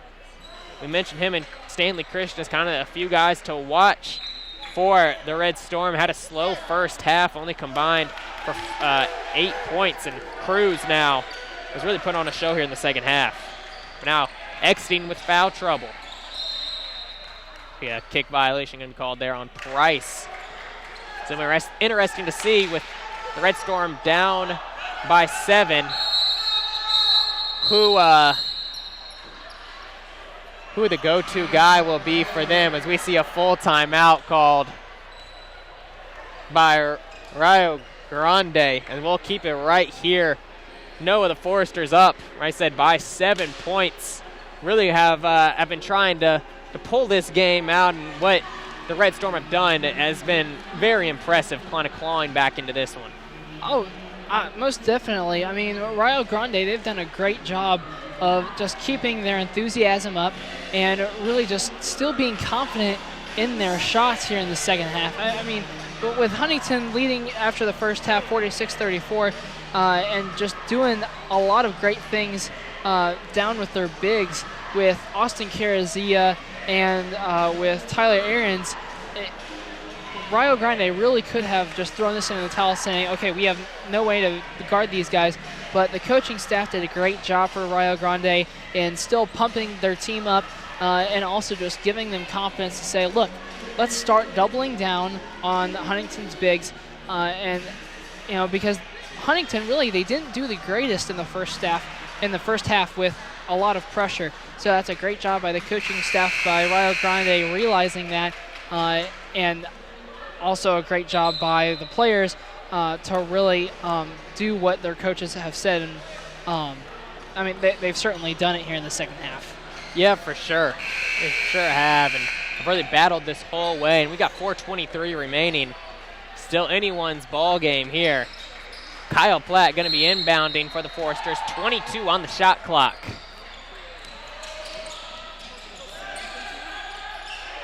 Bush picking up his dribble, getting himself out of it now. Out to Connor Platt, 10 to shoot. Bush back with it. Top of the key, fires from three.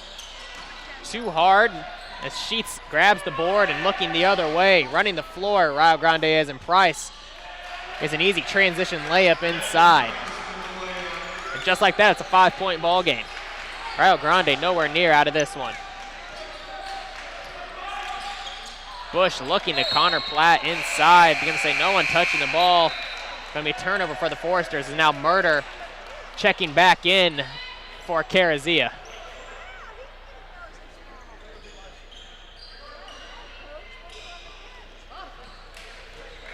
Huntington really struggling when Rio Grande is on the transition. Really, it seems like Huntington's defense has really been out of sync during the transition shots. But Rio Grande has done a great job of realizing that and just making those easy layups. Inside, Thompson out to Price. Crowd wanted a travel call. Instead, Wallace for three. Too hard. Missed there. Aaron's going to the ground, throws it away to Wallace. Blocked by Murder and a foul called. Bodies all on the floor, and finally a foul going to be called against Devin Murder. Because we are over the 10 foul limit mark, 2 shots will be rewarded to number 23, Greg Wallace, freshman from Jamaica. And right on cue, I was going to say, with Wallace at the line, threatening to put this down to a one-possession game. Where is Dan Wall? We see him checking in now for Kyle Platt after the Foresters going small.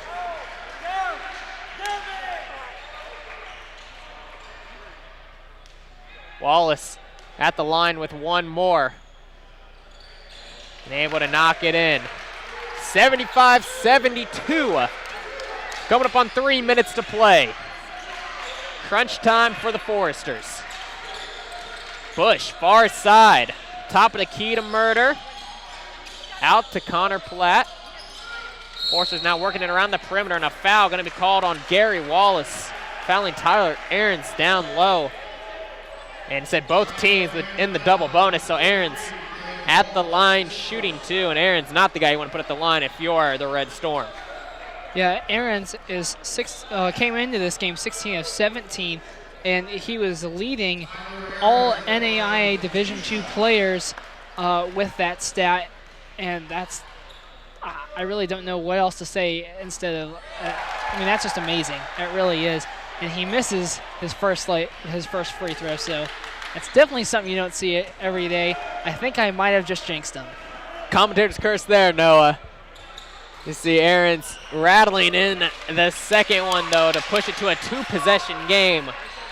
Under 3 minutes to go. We mentioned who's going to be the guy for Rio Grande with Cruz on the bench. So far, they've got their points from the free throw line. Sheets taking the mid-range well off the mark. Thompson, though, offensive rebound, and a reset of the offense. Man-to-man defense from the Foresters. Really extending their defense as well past the three-point line. Price rolling right side, taking it in, going baseline to Wallace. Pump fake inside, no good, and an offensive foul going to be called on Gary Wallace. Wool stepping in to take a dangerous charge there with his 4 fouls, but nonetheless able to get it. Yeah, as soon as he stepped over, Daniel Wool did a great job of being set and having his feet under him, and so because of that, he was rewarded by the officials. I'm not sure, I didn't see what foul that was on Greg Wallace. It looks like just a charging foul on him, and should be his 3rd foul as we see Wool going to be called for coming in and out. Stepping out of play, then stepping back in, and with that turnover, we'll see Cruz coming now back in for Wallace. Just over 2 minutes remaining. Back-to-back turnovers for both teams, 76-72. Rio Grande able to come back into this one and really make it a game. Cruz inside, layup good. Wool biting defensively, and Cruz made him pay to get it down to a 1-possession game again. Yeah, Cruz is just like a little bug. He won't go away, and as soon as he steps in, he makes an impact for Rio Grande. Outside Aaron's going down to Wool, and a foul going to be called on Christian. So Dan Wool going to be at the line. It's also Christian's 4th foul. So Christian and Cruz both with 4 fouls apiece. Something to keep in mind in case this one looks for some overtime. It's Wool able to hit the first.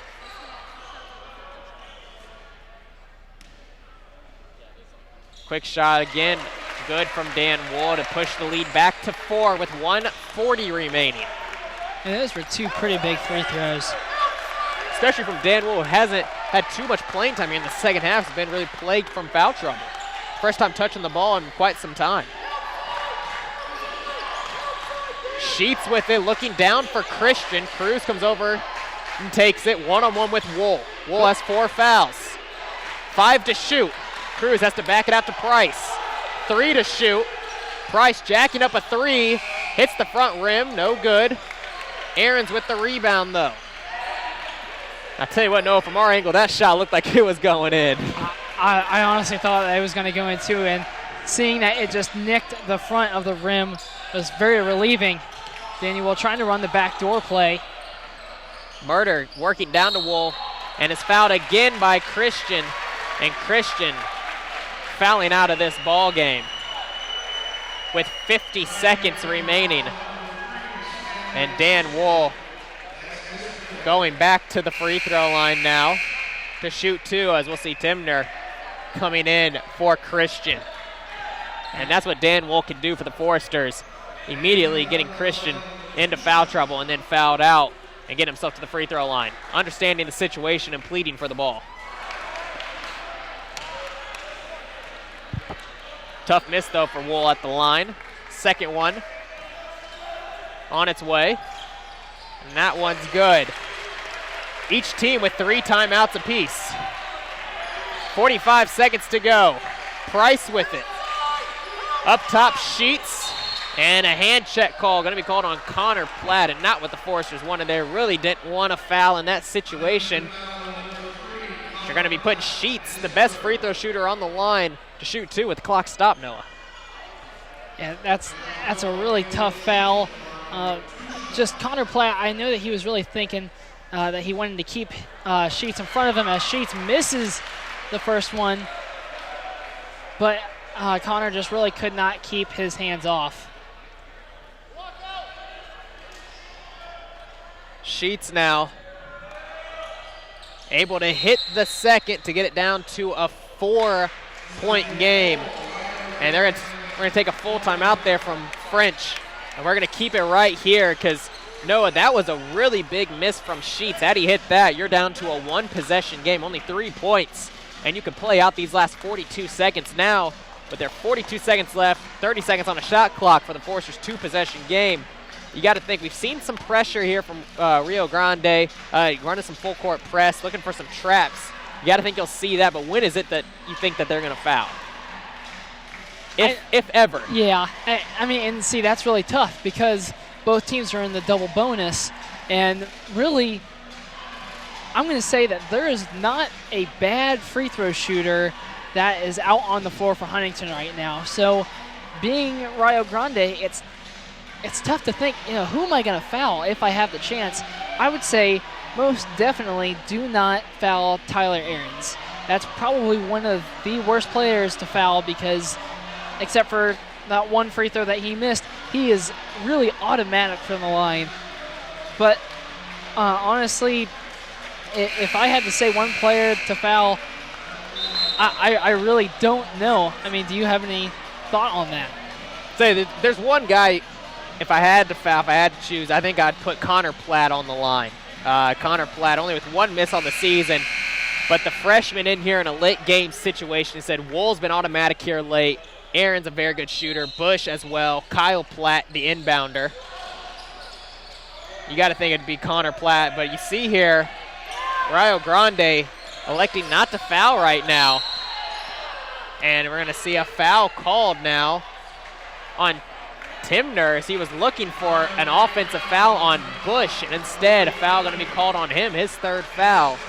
And Mike Bush now going to be at the line, and Bush, a 92% free throw shooter. That was very risky on Mike Bush's part. Yeah, I mean, the foul was called right in front of us. Mike Bush almost extending his arm and really going into Timner. So that's a tough call. It really is. Definitely a tough play there, but Bush able to convert on the first. Big second shot here to extend it to 6. And does, so possible three-point shooting time for Rio Grande if they can get a good look. Cruz with it, looking for Sheets, now driving inside.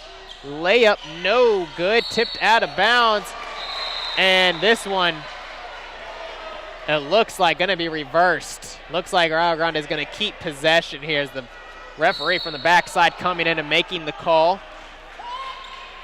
with 23 seconds remaining. And I agree with that reversal. It should be Rio Grande's ball. Cruz with it.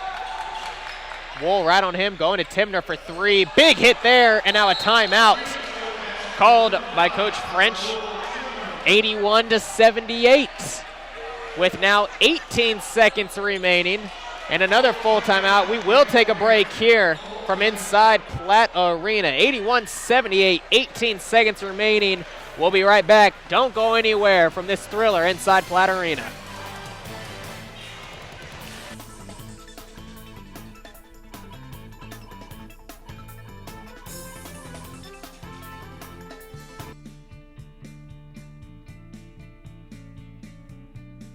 My name is Tori Stogdale. I'm a sophomore transfer student from Greenwood, Indiana. I transferred to Huntington University because I really like the whole Christian atmosphere. My boyfriend lives here and I'm rooming with my best friend of 17 years and I couldn't ask for anything better. Before I moved to Huntington, me and my boyfriend were having a long distance relationship. It was about 2 hours away and it was definitely really hard, but we made it work. So it's been great to actually be able to see each other every day and spend a lot of time with each other. My roommate's Marlena, and we've been best friends for 17 years. We've always done everything together. We've been the bestest friends. Definitely the hardest thing about being away from home is definitely being away from my family. Like, this is the furthest and longest I've ever been away from them, and we're super close, so it's definitely very hard.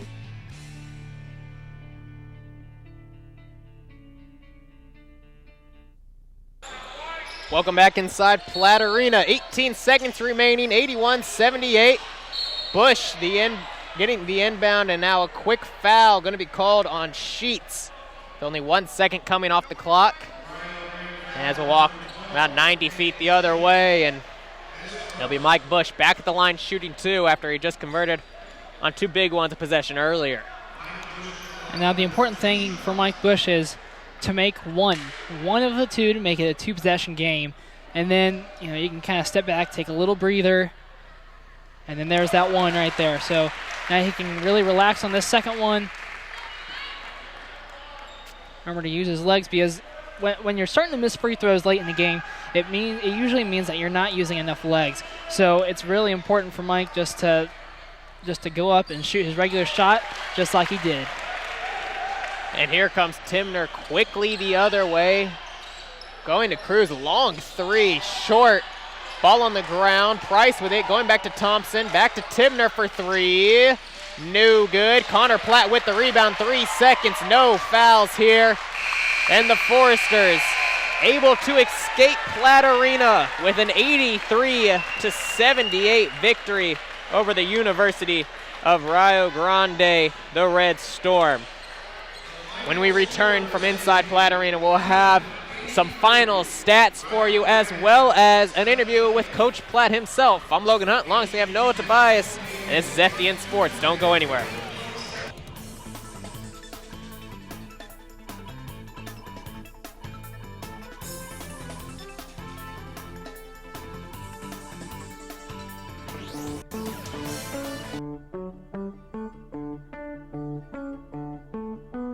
If you look at a variety of the research regarding the top skill sets that employers are looking for, communication always ranks top 5. Many times it's the top 3. These are skills that are far more important, not only in job, but in life. In family context, in social context, in professional contexts.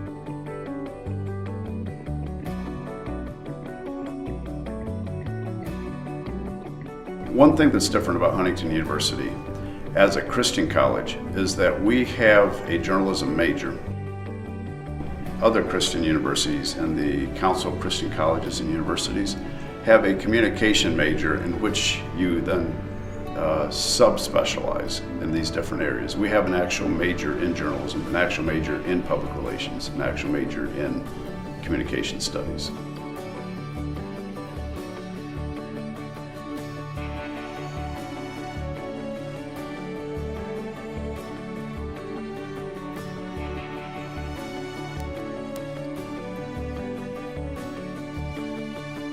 Teachers try to incorporate different aspects of like the Bible into or core curriculum. There's so many things that can spark, excitement, enthusiasm. But here you're reminded that in all of that fluff, in all of that glam, that Christ is the center and Christ is core.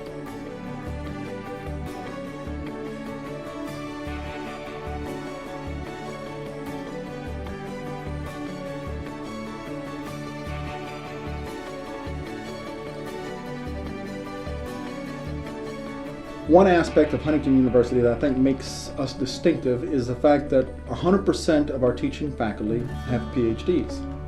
Also, here at Huntington University, the communication department, we offer 2 very different perspectives on the same field of communication. So we have 2 professors here that view the field quite differently, and I think the students benefit from that.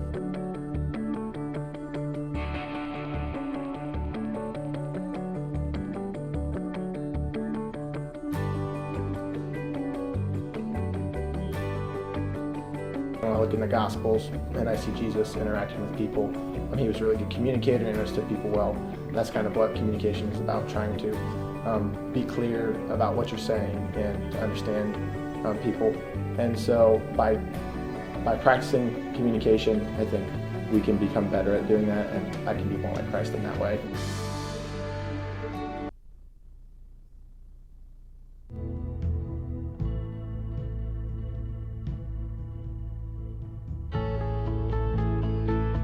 Being a part of the film department here at Huntington University is amazing.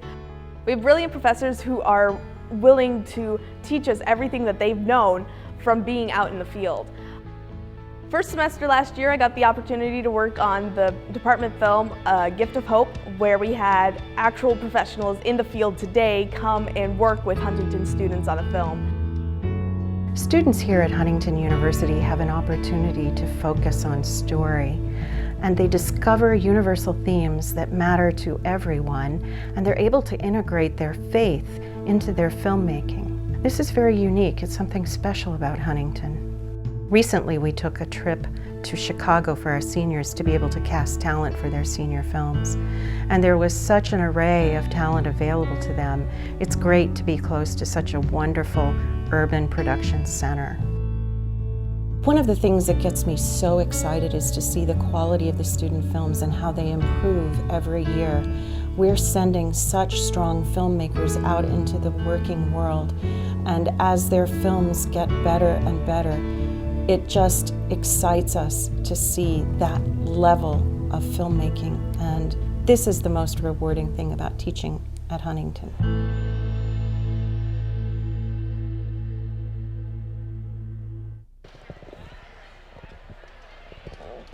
With Coach Platt, and Coach Platt, Logan and I were really talking about after the first half how it seemed that the guys really came out different tonight. They really came out stronger and more enthusiastic, I feel like, because that was definitely one of the better first half performances that we've seen this season. Was there something different that you were really focusing on telling the players before the game started?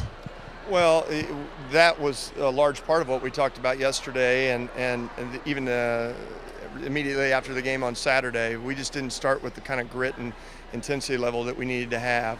So tonight we did that better. We went into the halftime there with a 12-point lead.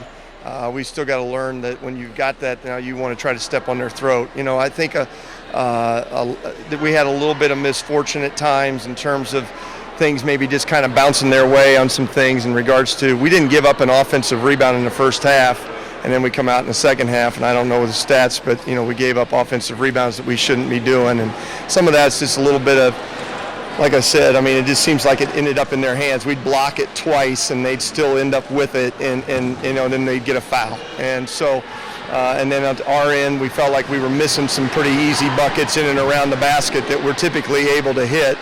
It's one of these things. It's always good to win. I'm glad that we won and all that, but we still got a long way to go before we play perfect. Yeah, definitely. And so in the second half, Rio Grande really got it down to a point difference from the lead. And so what do you think the main factor of them coming back was there in that second half? Well, I thought they played really, really hard. You watch them, they hit the floor defensively. They have an intent about them that we just didn't have when we needed to in the second half. Then the other thing is we turned the ball over too many times, too. We were careless with the basketball at times and got a little tight on some of that. And, again, I thought that we needed to continue to go to the ball or send the ball inside more and more. And maybe we didn't get fouled on some of those shots, maybe we did or whatever, but you gotta finish, or you gotta give them a lot of contact so you can get to the foul line. But we gotta put more longer stretches together where we are more consistent and better, and hopefully we'll be able to do that. And so you've had 6 games here at home, and now you go on your first away game to Ohio Christian. So what are you expecting out of Ohio Christian this year? Well, they're a good basketball team. They can really score the ball. They've got one player in particular that's really, really good. And, they played really well here last year and beat us here. And so going over to there is a tough spot. It's about a 3.5-hour drive from here, south of Columbus. So we're going to have our first road trip. We got to handle all of that. We got to make sure that we get off the bus ready to play. And go at it like gangbusters, because I know they will as well. They expect big things for their year, and so we've got to make sure that we're ready to go and use that to prepare for next Tuesday, because that game's awfully big. Yeah, and that's going to be against Goshen College here at home. And Coach, thank you so much again for coming out and speaking with us. We really do appreciate it, and we wish you the best of luck on Saturday. All right, thank you. You're welcome. All right, and we'll send it back over to Logan Hunt for the final stats.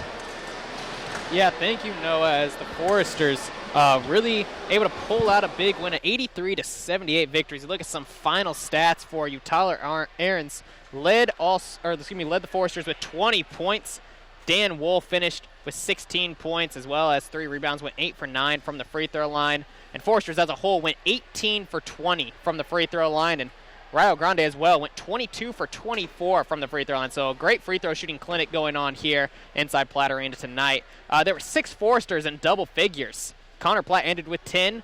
Devin Murder ended with 10. Karazia had 10, as well as Mike Bush. 13 points, 12 assists, another double-double for the nation's top assist leader per game and total assists per game, as well as Mike Bush really getting things done with Aarons and Wool really taking care of business. When we look at the Rio Grande side, it was Corey Cruz coming through big with 23 points, 5 rebounds, 3 assists, and Cruz as well with 18 second-half points.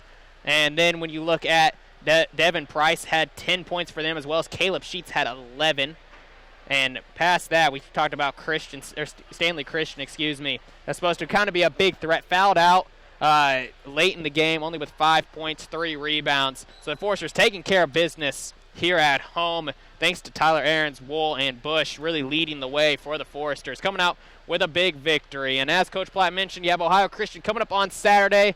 Going to make the road trip out there to Cincinnati. We'll be right here inside Platt Arena, though, covering the women's basketball tournament going on. They have Great Lakes Christian Friday night, and hopefully can win that game and then get the winner coming up on 3 o'clock on Saturday as well. So once again, Forester is going to be taking on Goshen College on the next home game. We'll have that for you here inside Platt Arena. But as for tonight, on this Tuesday night, Forester's coming out with the big 83-78 point victory over Rio Grande. I want to thank everyone who's listening on 105.5 WQHU. I'm Logan Hunt, signing off. Good night.